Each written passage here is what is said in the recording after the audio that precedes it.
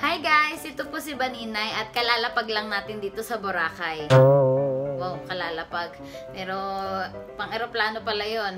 Mga best nagroro ako kung napanood niyo yung previous vlog ko. Matagal siya kasi marami akong pahinga bawat pier na pupuntahan. Ilalagay ko yung link sa baba. Pero mga best, napapalayo ako sa topic ko ngayon. Ang topic ngayon ay ang aking bags na dinadala pag nagta-travel. Matagal ko na siyang gustong gawin kasi halos buong bahay ko na yung dala ko sa bag ko. Mahilig ako lumipat from one place to another. Pagkatapos ng PBB, yun na yung naging buhay ko. Wala na ako permanent address.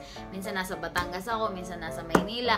Tas madalas nagta-travel ako. Papakita ko sa inyo isa-isa. Ito yung video na most requested. Nasa mga comments, nababasa ko. Pakita mo sa amin yung laman ng bag mo. What's in your bag? What's in your travel bag? Si Shell, may pag ganun mga request kayo ha. Comment kayo sa baba ng mga sunod nyo request. Without further ado, napapanood ko lang yan sa iba. Without further ado, let's start. Ito yung palagi kong dala. Isang backpack, tsaka isang varsity bag. Ito yung sabi nila dito, pero hindi ko sure yung tawag dito sa mahabang ganito. From the Venture Pack, at ito, Herschel from the Bagmaster PH. Dati maleta yung ginagamit ko, pero hindi masyadong convenient yun sa akin dahil hindi naman lahat ng pupuntahan mo patag. Pag inihilam mo siya lagi, parang hassle. At lagi ko pa rin siyang bit-bit. Mas gusto ko yung nakalagay lang sa dalawang balikat ko. So, pag makakasalubong nyo ako, nakaganyan ako lagi. Yan. Dati, yung mga gamit ko, sinusuksok ko lang siya kung saan-saan. Suksok dito, suksok doon.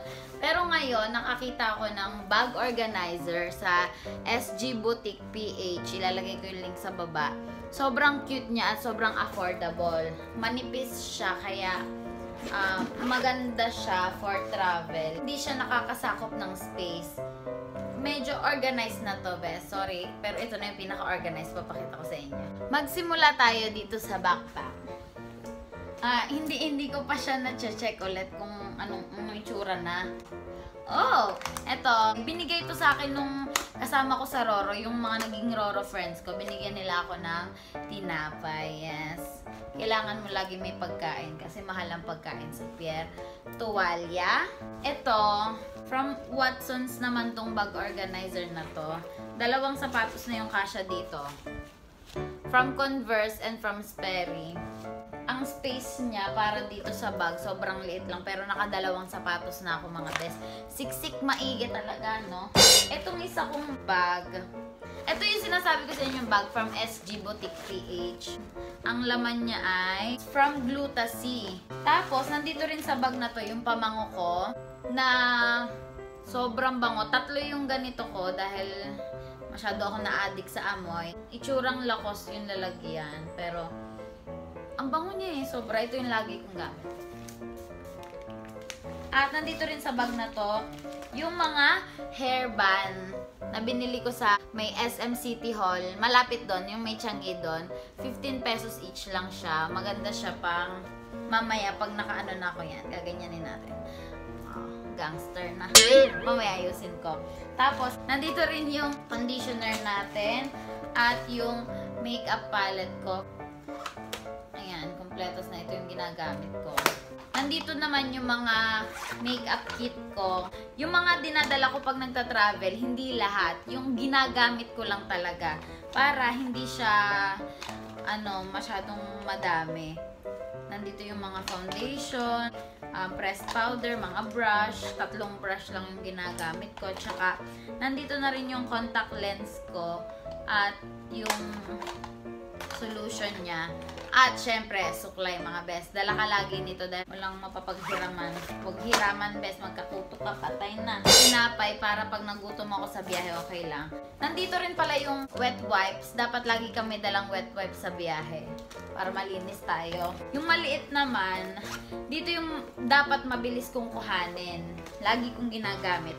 Isang lipstick, pera, tsaka headset at accessories nandito. Ingat lang kasi madaling dukutan pag dito mo nilalagay. Nandito rin yung mga charger at power bank. Para hindi ako laging yung hassle na magbukas-sara, bukas-sara.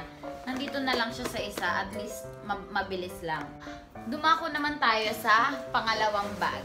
Nandito sa bag na to, ito yung pinakamalaki kong organizer. Dahil Boracay ito, nandito lahat ng swimsuit ko. Sobrang dami. Ngayon lang ako dumami yung swimsuit. Lahat hindi ko pa nasusuot. From SG Boutique. Thank you so much, SG Boutique. Please check their Instagram page kasi sobrang mura ng mga tinda nila. Ito, bra. Mamaya, suot natin yan. Bra pa more. Ang dami. As in, nakakatuwa. Oh, meron pa sila. Ito yung kailangan yung bilhin sa kanila, ha. Meron silang customized na swimsuit. Ang inilagay ko, #Hubadera101. Binigyan din nila si Ate Ave. Yung mga underwear ko din, bukod sa swimsuit, para sama-sama na siya. Ito naman yung mga swimsuit na high quality. Quality talaga siya, best. Kung titingnan nyo, ang ganda ng tela niya, tsaka medyo push-up bra pa siya. Try natin to mamaya. Salamat po. Ilalagay ko yung link nito sa baba, yung site nila. In fairness. Ito yung mga kaek-ekan kit. Mga maliliit na bagay na toiletries atang tawag dito. Hindi pala ako sure. Random siya. Nandito yung toothbrush, toothpaste. Kailangan lagi mo siyang dala para may confidence kang magsalita, mga best.